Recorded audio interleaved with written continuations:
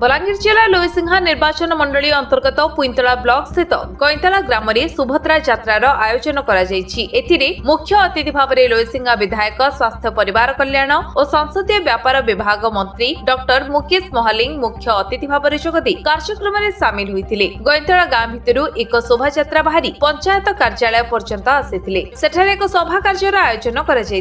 अवसर में मंत्री उद्बोधन दे सुभद्रा योजनार प्रथम किस्ती पाइबाकु थिबा महिला मानकु शुभेच्छा जणाइथिले। आसंता 17 तारिख दिन प्रधानमंत्री नरेंद्र मोदी जन्मदिन रे सुभद्रार प्रथम किस्ती महिला मानक टंका अकाउंट रे पड़िबो बोली कहिथिले। पुईंतला ब्लॉक वीडीओंक तत्वावधान रे एही कार्यक्रम करा जायथिबा बेले एथिरे स्वयं सहायक गोष्ठी और ग्रामांचलर बहु संख्या रे महिला माने जोग दैथिले। आपण देखुन आज सुभद्रा योजना गुडे बड़ प्रोग्राम आज सुभद्रा सचेतनता सुभद्रा पदयात्रा प्रोग्राम आज ओडिशा प्रदेश रो 314 एक ब्लॉक आउ आमर पाखापाखि 6500 उपरू ग्राम पंचायत सबुआडे आज पदयात्रा चली एवं हर घर सुभद्रा कथा देई कथा रखिले मोहन सरकार ए नारा रे पूरा कंपुछे ओडिशा आज आउ आमे पुईंतला ब्लॉक रो एबे गईंतला रे कार्यक्रम रे शामिल हेचु। माँ मां को एबे जस्ट मी कथा होतली जे आमे मोहन सरकार आमे इलेक्शन पूर्वरु 4 मास पूर्वरु आमे कहूतलु जे आमर सरकार आसबो 2024 रे भारतीय जनता पार्टी सरकार आसीबो एवं सरकार आसीबार प्रथम 100 दिन भितरे आमे सुभद्रा योजना को लागू करिवु एवं कथा देई आमे कथा रखिछु लागू करिछु। आउ आगामी 17 तारिख रे भारत वर्षर यशस्वी प्रधानमंत्री नरेंद्र मोदी जींकर आमे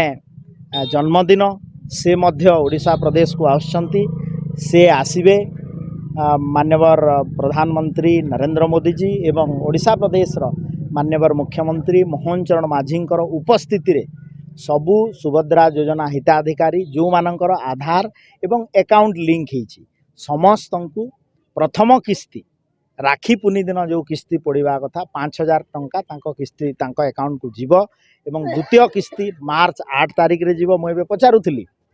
आमे ट्रायल रन करूथुलु सॉफ्टवेयर आम काम करूछि कि नहीं बोली एवं जो जो मानकर आधार आ अकाउंट को लिंक है जे टंकाटे लेखा अकाउंट रे पड़ी सारानी तो से माने प्रथम किस्ती रे पाइबे आ समस्त को सुभद्रा योजना रे दिया जिवो एवं आपण गणमाध्यम माध्यम रे मु आ गोटे कथा बहुत इंपोर्टेंट कथा सूचे देवा को चाहूँगी जे सुभद्रा योजना रे